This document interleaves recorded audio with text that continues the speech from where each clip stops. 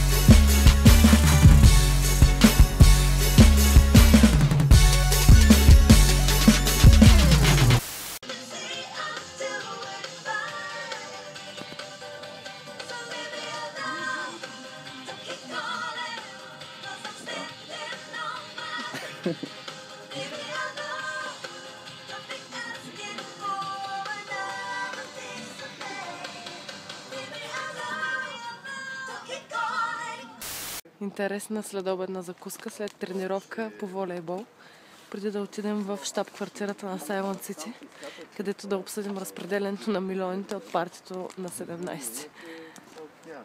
Ето какво се яде, когато изкарваш милиони.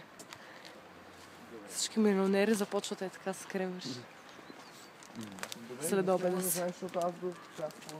Това е, за да не им става прекалено лошо, ако ядат непрекъснато черен хайвер. По Невена ТВ. Извървях да се хвърля. Да се хвърна. Лък път. Извървях да се върна. Лък път. Извървях да се хвърля.